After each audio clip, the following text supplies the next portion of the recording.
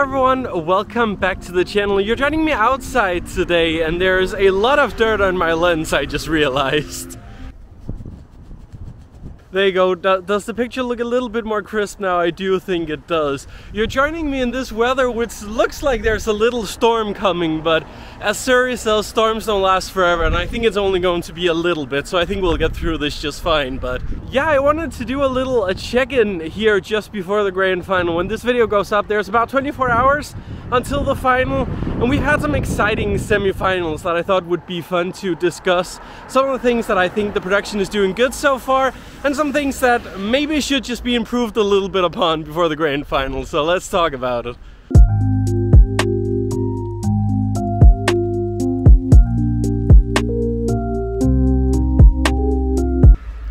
Just waiting out the rain here inside of an old bus shed that I don't really know if it's really being used anymore, but let's just wait out this little storm here and then we can get back to our regularly scheduled programming. A few minutes later. Alright, I waited out the rain and the sun actually started to come out. What a better time to get started now to just have a little discussion about the first and the second semi-final. And I just want to start out by mentioning some of the things that I think have worked out quite well this year so far, because it's always nice to start with the positive. One thing I'll just start off by saying is that I love how authentic and Italian this show feels. One of the things that I often complain about when it comes to Eurovision is the fact that I feel like sometimes we get a production where it's very much like you want to emulate like an American TV show, or you just want to emulate what came the year before in Eurovision. And that always sucks because, yes, of course I am watching Eurovision for the music, but I'm way more watching Eurovision because I love the cultural aspect of it. I love the fact that we get to see all these different countries and we get to see these kinds of different spins on it every single year.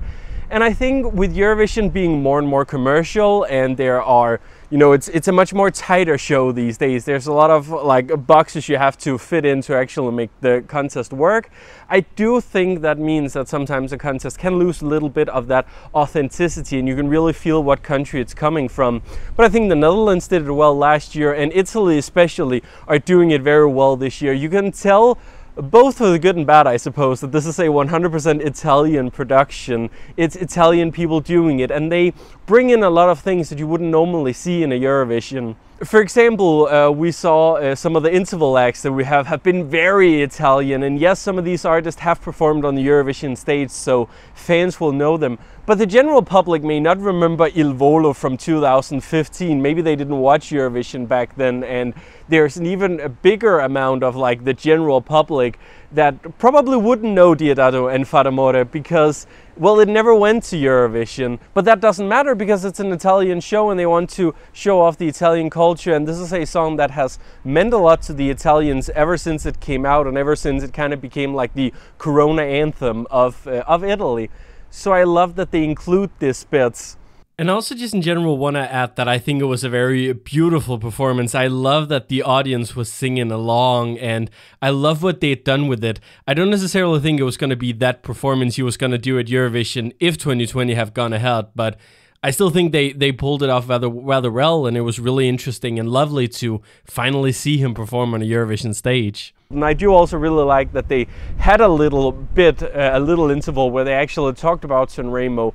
I wish they would have gone a lot more into detail about it and really showed off the bit with how Sanremo inspired Eurovision, how without Sanremo we wouldn't have Eurovision today. So I feel like they could have gone even more into detail about it. I think that could have been so cool, but yeah, whatever. I just like the fact that they actually mentioned it. One of the things I really don't like about Eurovision is this thing where we've gotten into a point where it seems like more host equals better, and I don't agree with that. I kind of miss the old times where it would only be two hosts on stage and there would be a lot more focus on the chemistry and how those two would work together, and we've only really had Petra and Mons doing that in recent years. But I really like these three hosts. Yes, I know the whole thing is probably very scripted. In fact, I know for a fact that it is all scripted more or less, because in Denmark, for whatever reason, DR decides to put subtitles on all the bits as if as if we're some kind of like third world country that doesn't speak English. I don't get it. I really wish they would stop doing it. So yes, it's scripted, it's very choreographed, but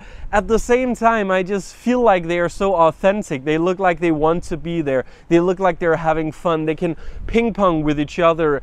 And it feels genuine. It feels genuine to the viewer. That's like the thing I want to get across. It feels genuine. And I think especially after last year, I really noticed, because I think the hosts last year were very stiff and very, you know, that professional where you just like, you look into the camera, into the teleprompter, you say the line without any thoughts and feelings towards it. And it was only really Nikki who was able to like bring that authenticity and that feeling of someone being human into it. And then also just spending weeks watching the American Song Contest and seeing how well that's been written and how Snoop and Kelly played off with each other. It really made me realize how much I miss having that in a Eurovision contest. Right, let's move on to some of the more negative bits. But first of all, I love this little place that I just randomly found here with this cherry blossom tree that's over here. It's very aesthetic, isn't it? Very Instagram worthy. And I love how some of the flowers managed to, like, I don't know if it was really that visible on camera, but I noticed it at least as I was sitting over there, that some of the blossoms came down. I may not be able to really get that like Italian beautiful aesthetic in this video, but I mean, I tried to find like some small streets and stuff here in my town to go down at, because I feel like at least that kind of fits into the theme, right? And that's another thing that I could have mentioned before that I kind of forgot to mention. I think everything about it this year is just so beautiful. You know, I love the green room with all the actual green in the green room this year. I think it's very Italian, and I think, yes, we have that sun on stage that doesn't really work, but I think looking past that, I think it's a very nice stage. And I think the flowing water, you notice the water and actually gives a really beautiful feel to it. I think it works better than what we did in Denmark in 2014. So I have already addressed it a little bit with the malfunctioning sun, the big black bit on the stage with all the lights on. For those who aren't filled in, which I imagine isn't many of you, but in case there are some, let me just fill you in. The black bit, the half circle black bit on stage was supposed to be able to move, and you do see it in some of the interval acts. It does actually move around and create this, like, it has LEDs on one side, lights on the other, and it can create a bit of an atmosphere and all that, right? But there's been issues with it. Apparently it cannot move as fast as they anticipated it to do.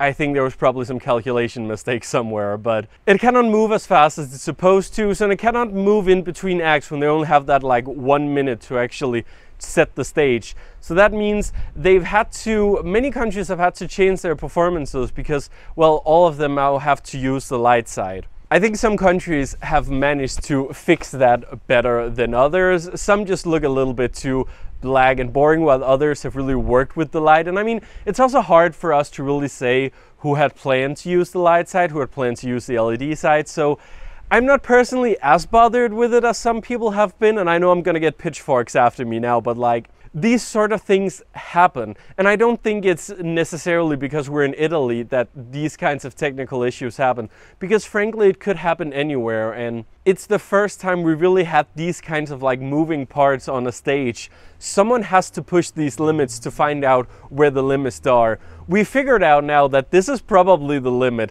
This you shouldn't do. And I do have a slight feeling that the EBU might go in and actually say, okay, we don't want moving parts like this as part of the stage anymore, just because it did create these issues this year. And I know some delegations are very unhappy about it. But we need to innovate. We need to innovate in the Eurovision Song Contest. And I like that they tried this out. And if it had worked, it would have been absolutely spectacular. I think it would have been one of the best stages ever. You just need to get a train passing here. You cannot see it. There we go. Train. Had it been working, it could have been amazing and a stage that we'd remember for years to come. But it has been a year already so far, really plagued with technical issues, and especially during some of the jury rehearsals and dress rehearsals, there's been a lot of issues. And I think it was for semi-final 2, the first dress rehearsal took 6 hours or something to complete. Yeah, that wasn't great. 4 or 6 hours. I don't think Italians are used to productions on this scale. And yes, I know they have the Sanremo, but you cannot compare these things because Sanremo is always in the same theater. You know how it works, you know how the area works, you know where to put up your OB vans, where to put in the cameras, where to put in the production crew. moving in and doing something like this, which is way bigger than Sanremo, but it's also just in a completely different place where they aren't used to producing television, and there's a lot more people on board with this than Sanremo, where I expect that it's a lot of the same people producing it every single year. It's difficult. Eurovision is a goddamn difficult thing to produce, so I just don't think the Italians are used to a production on this scale, and that means we do get a lot of those like awkward camera shots or people in the shot. I don't know what's going on with, for example, the Azerbaijani staging, where you can very clearly see those people moving the stairs. Like, that cannot be right. That cannot be how it's supposed to look. So what's going on there? I don't know personally, but I think for the average viewer, most of these technical issues go unnoticed. But for us hardcore fans, yes, we do notice them. And for delegations, it's very annoying because you've worked so hard on these performances. You want them to be exactly how you envisioned them. So it sucks. But I don't think yet, and that's a good thing, I don't think we saw anyone in the semifinals who kind of lost out on that final spot because they couldn't do their original staging. I don't really feel like there's anyone that was that badly impacted, and I think that's very important. But I do also want to talk about some of the songs we've lost, because it's been some interesting results, and there are some results that I really don't understand, and I don't know how that happened. And yes, I'm looking at you, Switzerland. My own country, Denmark, didn't qualify, but I didn't really expect us to either, so I'm not too bummed out about that. But I did lose a lot of my favorites, actually, just like looking at the table, like looking at my top 10 that I made prior to the show. Yeah, I got like 2 of the songs that I had in my top 10 that wasn't in the big 5. 2 of them I've gotten to the final, the rest have been eliminated, so.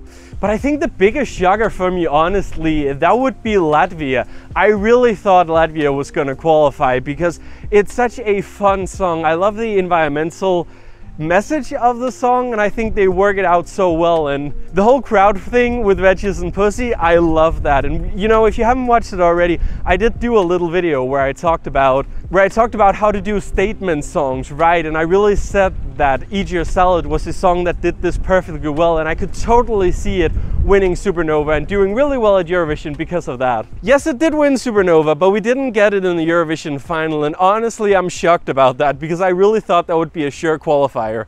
And maybe Moldova and them having a fun song in the same semifinal that kind of gives off the same kind of energy, is the same kind of vibe you get from the singers. Maybe that was just it? Maybe they just had more of a public love, and I mean, it is the 3rd time that they are participating in Eurovision and the 3rd time they're qualifying, which, can I just say, that's very impressive to do. I think good job to the Moldovan guys for that.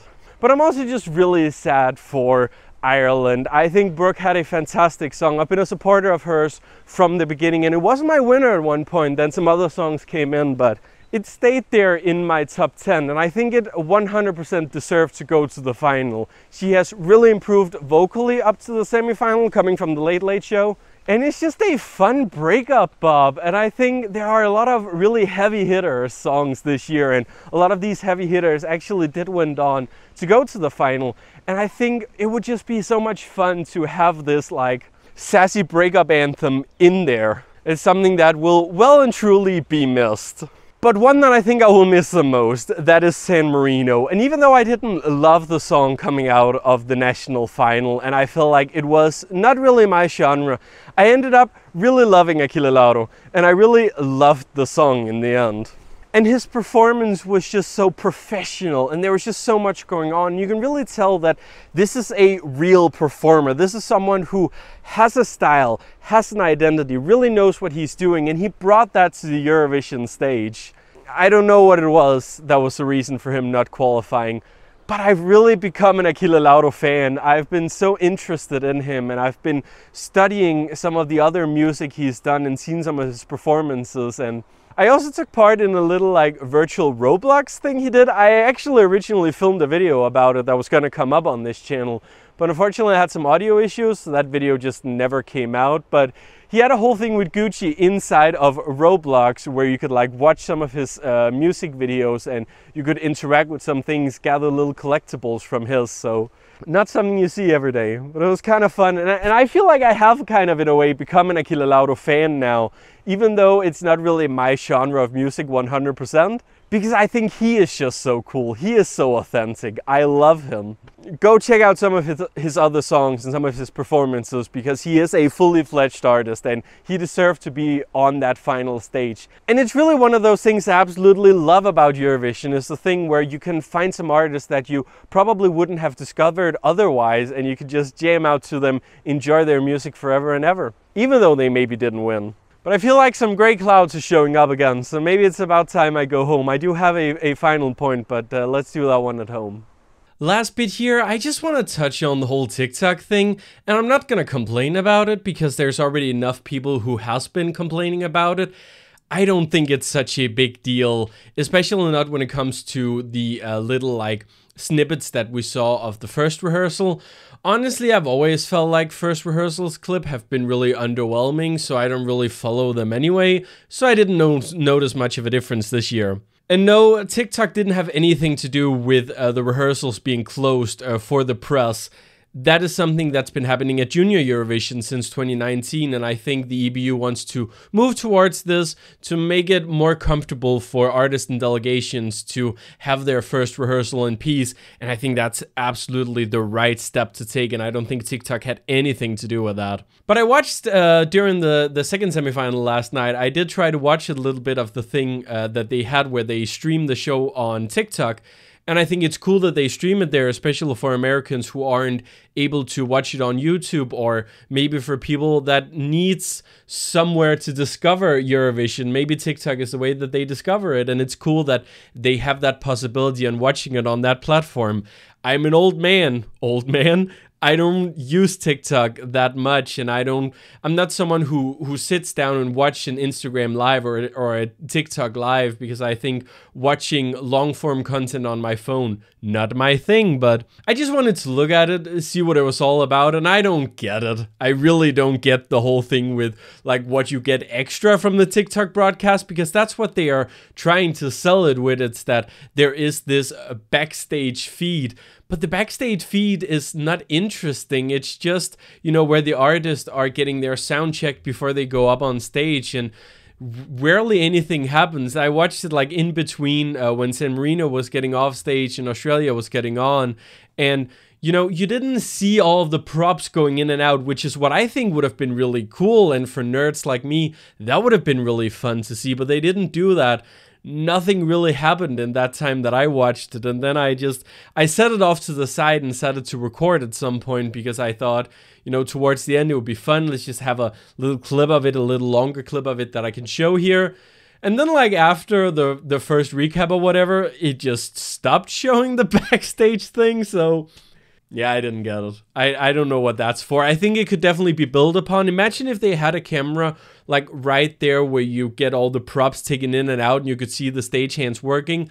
That would be cool, but what they're doing right now, I don't get it. But I think, despite the technical flaws, it's been a great Eurovision so far. I'm so excited about the final. You know, in just a day, it's gonna be so exciting to see. I'm not gonna do any predictions on who I think is gonna win, because I think there are lots of countries who could take that win. But I also think there are countries that are way overhyped. But again, not gonna get into it in this video. This video is already long enough. What has been your favorite Eurovision moment so far this year? Leave it down in the comments if you want, then let's all celebrate and have a great time for the final tomorrow. I'll be back on Sunday, probably, to talk about, like, kind of wrap up this Eurovision season. What has been the most exciting things this year, and what has been the exciting parts of the final, and we'll see how it goes. Thank you for watching the video today. I hope you enjoyed it. Leave a like if you did. Subscribe for more content here on the Neon Pavilion. And I'll hopefully see you guys back very soon.